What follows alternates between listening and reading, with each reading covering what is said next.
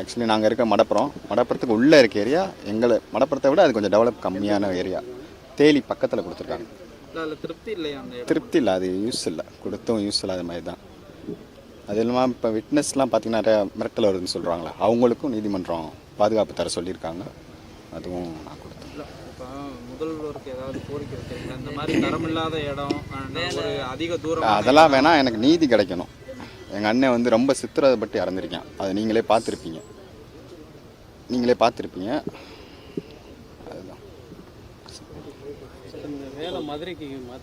மதுரைக்கு ஏதாவது துறையில் இருந்தால், இந்த சுச்சுவேஷனை நான் அம்மா மட்டும்தான் இருக்காங்க. நான் போய் வரதுக்கு ரொம்ப லாங்காக இருக்குது. மதுரைனா கொஞ்சம் கம்ஃபர்டபுளாக இருக்கும்னு ஃபீல் பண்ணுறேன். அவ்வளோதான் விஷயம்.